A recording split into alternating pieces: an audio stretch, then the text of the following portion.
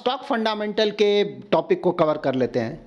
ध्यान से सुने, एक बार समझ ना आए तो 2-3 बार सुने, बहुत ज़रूरी है, आपके इन्वेस्टमेंट जर्नी में पूरे लाइफ मदद करेगा आपके। ठीक, देखिए पिछले वीडियो मैंने आप लोगों को क्या बताया था कि कोई भी कंपनी स्टार्ट करता क्यों है, प्रॉफिट के लिए ना, और किस लिए स्टार्ट करेगा। नहीं तो एनजीओ खोलेगा ना अगर प्रॉफिट नहीं कमाना है तो, ठीक है, तो सिर्फ और सिर्फ प्रॉफिट। तो जो भी उस कंपनी के शेयर होल्डर्स हैं, मतलब मालिक, ठीक है, वो ऑफ कोर्स चाहते हैं कि भाई कंपनी जितना ज़्यादा प्रॉफिट जनरेट करे, क्योंकि उसी प्रॉफिट में से तो उनका हिस्सा मिलेगा। और जब आप किसी भी स्टॉक में इन्वेस्ट करते हैं, एक स्टॉक भी अगर आप खरीद रहे हैं तो उस कंपनी में आपका एक हिस्सा हो जाता है, दैट इज़ आप भी एक मालिक बन जाते हैं। लेकिन हाँ, छोटे मालिक ना, बहुत बड़ा शेयर है तो बड़ा मालिक, छोटा शेयर है तो मतलब कम शेयर्स हैं तो छोटा मालिक। शेयर का मतलब ही होता है हिस्सेदारी, हिस्सा, ठीक है। तो ये बात आप हमेशा ध्यान में रखें। तो जब आप इन्वेस्ट करने जा रहे हैं तो आपको देखना है कि भैया कंपनी किस तरह का प्रॉफिट जनरेट कर रहा है, फ्यूचर में किस तरह से जनरेट कर सकता है, ये बहुत जरूरी, क्योंकि उसी में से एक हिस्सा ना डिविडेंड के रूप में मिल सकता है आपको। प्रॉफिट जनरेट करेगा तब तो डिविडेंड देगा कंपनी, शेयर बाई बैक कर सकता है, या फिर कंपनी को और ज़्यादा ग्रो करना है, ग्रोथ है तो बिना डेट लिए ना प्रॉफिट से ही वो पैसा ग्रोथ में लगाएगा और तेज़ी से ग्रो करेगा, उसका स्टॉक प्राइस ऊपर जाएगा तो एज अ शेयर होल्डर आप उसका एडवांटेज उठाएंगे। तो ये बेसिक चीज़ तो क्लियर हो गया। तो देखिए प्रॉफिट के लिए सही से अगर समझना है किसी कंपनी का तो क्या चेक करेंगे आप, तो आप चेक करेंगे ROE, that is return on equity. देखिए स्टॉक फंडामेंटल में बहुत सारी चीज़ों का ध्यान रखना पड़ता है हमें इन्वेस्टमेंट से पहले, ठीक है। कोई एक चीज़ के बेसिस पे आप इन्वेस्ट नहीं कर सकते हैं, हमेशा ध्यान में रखें। लेकिन हाँ, अगर कोई एक टर्म बोला जाए कि भाई ये सबसे ज़्यादा ज़रूरी, इसको तो आप ज़रूर देखो, और इसके साथ ऑफकोर्स बाकी चीज़ें भी देखो। तो सबसे पहले आप देखोगे ROE कैसा है भाई, रिटर्न ऑन इक्विटी, क्योंकि आप मालिक हैं कंपनी के या फिर होने वाले हैं। आपको चाहिए कि भाई किस तरह का तुम रिटर्न जनरेट करके दोगे। अगर मैं तुम्हें को 1 रुपया देता हूँ तो इस 1 रुपये पे तुम कितना प्रॉफिट जनरेट करके दोगे मुझे, ठीक है। ये बेसिक चीज़ आप जरूर ध्यान में रखें, रिटर्न ऑन इक्विटी। तो रिटर्न ऑन इक्विटी से हमें पता चलता है कि कोई भी बिजनेस कितना ज़्यादा इफिशियंट है, किस शेयर होल्डर्स के लिए वो कितना ज़्यादा और किस तरह से प्रॉफिट जनरेट कर सकता है, ठीक है। तो सिंपल यही कि भाई 1 रुपया अगर मैं दूंगा तो 1 रुपये पे तुम मुझे कितना रिटर्न जनरेट करके दोगे, ROE। अगर इसका फॉर्मूला पूछेंगे ROE का तो net income, that is profit. Net income mean जो प्रॉफिट जनरेट कर रहा है वो divided by share holders equity. मतलब कि तुम कितना ज़्यादा प्रॉफिट जनरेट करो, उसमें जब डिवाइड करेंगे कि जो भी हम लोगों ने, शेयर होल्डर्स ने उसमें पैसा लगाया है, उससे डिवाइड करेंगे तो पता चलेगा कि भाई किस तरह का रिटर्न इक्विटी पे जनरेट हो रहा है, ठीक है। शेयर होल्डर इक्विटी कैसे पता चलेगा, तो total asset minus total liability. किसी भी कंपनी का अगर आपको net income that is profit check करना है तो कहाँ आपको मिलेगा, तो आपको मिलेगा प्रॉफिट एंड लॉस स्टेटमेंट पे, ठीक है। तो वहाँ आप चेक कर सकते हैं। और शेयर होल्डर्स इक्विटी आपको कहाँ मिलेगा, तो आपको मिलेगा बैलेंस शीट पे। यहाँ पे आपको ये तो क्लियर हो गया होगा ना कि ROE क्या होता है। तो देखिए ROE से ये भी क्लियरली आप समझ लें कि जितना ज़्यादा होगा उतना ज़्यादा अच्छा है, ठीक है। क्योंकि ये रिटर्न है ना भाई, मैंने जो पैसा दिया उस पर कितना रिटर्न जनरेट कर रहे हो, 10%, 15%, 20%, कितना परसेंटेज का रिटर्न है, जितना ज़्यादा है उतना अच्छा होगा। लेकिन हाँ, इसमें कुछ लिमिटेशंस भी हैं जिसके बारे में आगे मैं आपको बताऊंगा। अब जान लेते हैं कि किसी भी कंपनी का कितना ज़्यादा ROE होना चाहिए ना। आप पूछेंगे ना कि भाई कितना हो, किसी भी कंपनी का कितना ROE हो तो हम इन्वेस्टमेंट करें, बहुत ज़रूरी है। तो देखिए ROE डिपेंड करेगा ना, जैसे लार्ज कैप की कंपनीज़ हैं, मिड कैप की कंपनीज़ है, स्मॉल कैप की कंपनी है, सभी जगह रिस्क अलग अलग होता है, हर एक कंपनी का रिस्क अलग होता है। जितना ज़्यादा रिस्क उतना ज़्यादा ROE आपको चाहिए, क्योंकि भाई रिस्क ज़्यादा देर ले रहे हैं तो आपको रिटर्न ज़्यादा चाहिए ना।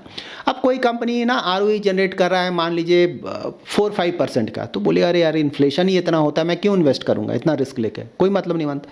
कोई मान लीजिए आपको 6-7% दे रहा है, 7-8% दे रहा है, तो आप बोले अरे ये तो कोई बैंक का FD मुझे दे देगा बिना ज़्यादा रिस्क लिए हुए, तो मैं इक्विटी में क्यों इन्वेस्ट करूँ, कोई मतलब नहीं बनता है ना।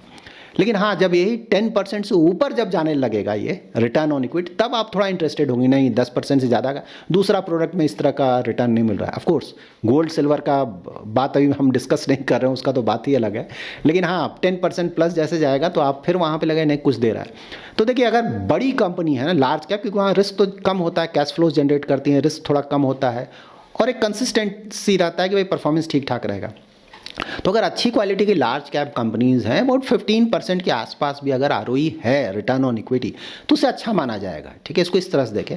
और बहुत ज़्यादा आपको पसंद है, अच्छी कंपनी है, तो मिनिमम 12% तो होना ही चाहिए लार्ज कैप के लिए। 12% से नीचे जाने का कोई मतलब नहीं बनता है, लेकिन हाँ 15% के आसपास हो।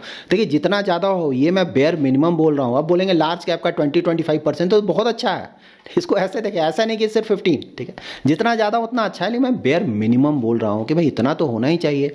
उसी तरह जैसे मिड कैप हो गया, तो मिड कैप जब और छोटी कंपनीज हो गए, रिस्क वहाँ बढ़ गया, तो आपको और ज़्यादा रिटर्न चाहिए। आप बोलोगे आरओई यहाँ पे भाई 20% प्लस का दो, यहाँ पे मिड कैप है, ठीक है। स्मॉल कैप हो गया तो आप बोलोगे कि यहाँ भी मुझे 25% या उससे ज़्यादा का आरओई दो। तो ये रफली इस तरह का आप आइडिया ले लेना कि भाई कम से कम 15% का तो ज़रूर हो, मिड कैप स्मॉल कैप हो तो 20% प्लस हो, 30% के आसपास हो तो बहुत ज़्यादा अच्छा है, ठीक है। तो इसको इस तरह से देखें और हमेशा थोड़ा कंपेयर करें, जिस भी ना सेक्टर की कंपनीज़ हैं उसके जो कॉम्पिटिटर्स हैं वो किस तरह का जनरेट कर रहे हैं, और आरओई में हमेशा ट्रेजेक्ट्री देखें, पिछले सालों से कैसा चल रहा है। अब मान लीजिए पहले 30% था, अब वो 25% हुआ, फिर 20% घट रहा है, तो 20% बहुत ज़्यादा लेकिन घट रहा है ना, तो इसे अच्छा नहीं मानेंगे, ठीक है। उसी तरह से मान लीजिए किसी कंपनी का आरओई पहले तो 10% था, लेकिन अब 10 के बाद 12 हुआ, 15 हुआ, अब धीरे धीरे बढ़ रहा है, तो उसे बहुत पॉजिटिव मानेंगे, बोले कि नहीं ये अच्छा है। या फिर किसी कंपनी का एटलीस्ट कंसिस्टेंट है ना, जैसे 20% के आसपास, कभी 19 हुआ, कभी 20 हुआ, कभी 21 हुआ, इस तरह से कंसिस्टेंसी है, उसे भी आप अच्छा मानेंगे, ठीक है। तो घटते हुए आरओई के कंपनीज में नहीं जाना। अगर कोई बढ़ रहा है तो बहुत अच्छी बात है, एटलीस्ट कंसिस्टेंट है तो उसे भी आप अच्छा मानेंगे, और थोड़ा ज़्यादा होना चाहिए। तो ये सब बातें तो होपफुली आपको क्लियर हो गए। आरओई में ये भी ध्यान में रखें कि अगर किसी कंपनी ने बहुत ज़्यादा डेट ले रखा है तो उसके कारण भी आरओई ज़्यादा हो जाता है, क्योंकि कंपनी फंक्शन करने के लिए या तो आप इक्विटी से पैसा उठाओगे या डेट से पैसा उठाओगे, ठीक है। तो ये तो हम सिर्फ यहाँ पे इक्विटी कंसिडर कर रहे हैं आरओई में, डेट को तो कंसिडर नहीं कर सकते। तो मान लीजिए किसी कंपनी ने डेट बहुत ज़्यादा ले लिया और उससे ग्रोथ ला रहा है, तो बहुत ज़्यादा रिस्की है, ठीक है। आरओई ज़्यादा है तो जरूर आप चेक करें कि डेट तो ज़्यादा ना है ना। अगर डेट ज़्यादा है तो वहाँ पर अवॉइड करना अच्छा हो, क्योंकि ज़्यादातर जो आरओई जनरेट हो रहा है वो डेट के कारण हो रहा है, ठीक है। और डेट आपको पता है ना कि जब कंपनी अच्छा कर रहा है तो बहुत अच्छी बात है, बहुत फायदा मिलेगा, लेकिन अगर कुछ भी प्रॉब्लम आया कंपनी में तो ज़्यादा डेट के कारण कंपनी बहुत ज़्यादा प्रॉब्लम में आ जाएगा, ठीक।